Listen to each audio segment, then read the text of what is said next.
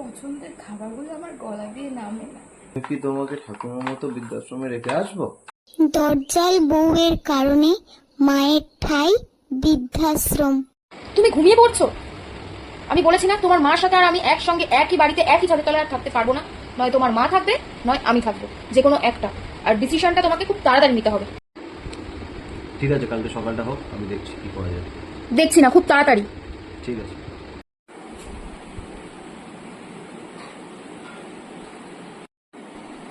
মা, হ্যাঁ বাবু বল।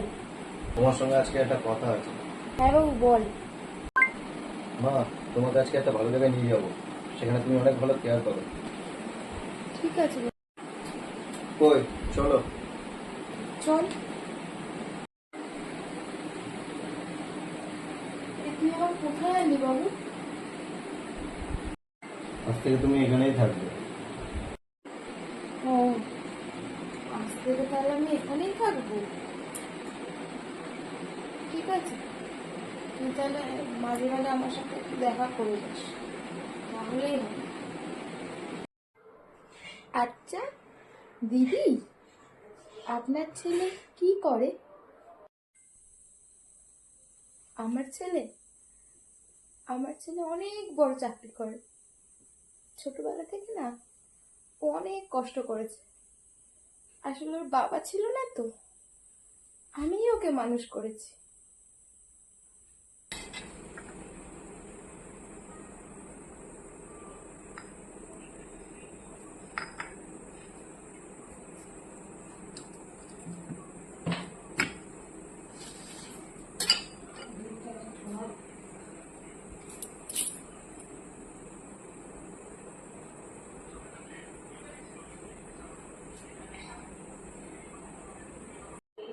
আরে আরে, ডিমটা ওভাবে নিচ্ছ কেন?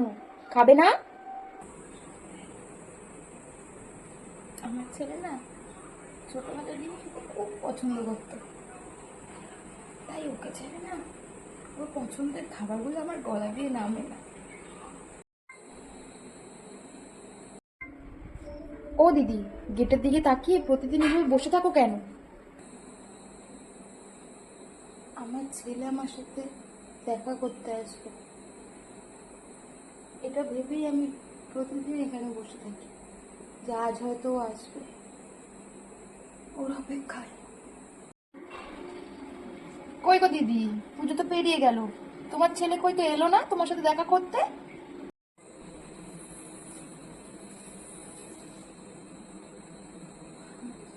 আসবে আসবে, সময় পেলে আসবে মাকে দেখতে, আসবে। আরে গোদন, আজকে তোর নাকি স্কুল থেকে ডাক করিয়েছিল, গার্জেন কল করেছিল, কই তুই তো আমাকে বলিসনি। আজকে তোর ম্যাম স্কুল থেকে আমাকে ফোন করেছিল, নাহলে তো আমি জানতেই পারতাম না।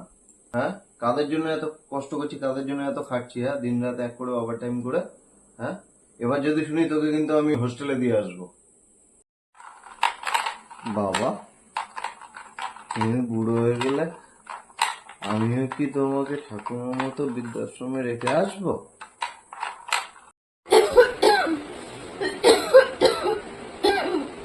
আমার বাবুকে একটু খবর দাও না। হ্যালো,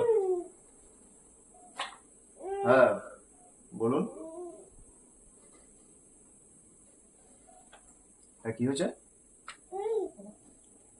কি করে হলো? আমি এক্ষুনি আসছি। কি হয়েছে? কি করে হলো এটা? কখন হয়েছে? একটু আগেই হয়েছে আপনার। তুমি এসেছো বাবা, কিন্তু অনেক দেরি করে ফেলেছো, কারণ তোমার আসার অপেক্ষায় তোমার মা ওই গেটের ধারে সারাটা দিন থেকে শুরু করে মাঝরাত পর্যন্ত বসে থাকতো। আমি যখন জিজ্ঞাসা করতাম, হ্যাঁ গো দিদি এখানে কেন বসে আছো, আমাকে উনি বলেছে যে তুমি হয়তো আসবে তার সাথে দেখা করতে, কিন্তু বড্ড দেরি করে ফেললে গো বাবা।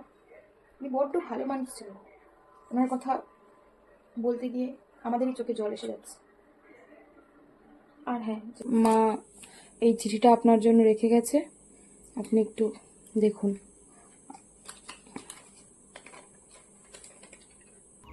খোকা, আমি সারা জীবন তোর ফেরার অপেক্ষা করেছি বাবা। যেদিন থেকে তুই আমাকে এই বৃদ্ধাশ্রমে রেখে গেছিস, সেই ছোটবেলায় তোর বাবাও আমাকে ছেড়ে চলে যায়, আর তারপর তুইও। হয়তো আমারই কিছু ভুল ছিল। থাক ওইসব কথা। হয়তো পরের জন্মে আবার তোর মা হয়ে ফিরে আসবো আমি। তোর কাছে শুধু এই একটাই চাওয়া, তখন আর আমাকে এখনের মতো এইভাবে বৃদ্ধাশ্রমে ফেলে রেখে যাস না বাবা। তুই ভালো থাকিস বাবা। শেষ পর্যন্ত শেষ দেখাটাও হলো না তোর সাথে আমার। ইতি, তোর হতভাগিনী মা। মা, মা আমার ভুল হয়ে গেছে মা।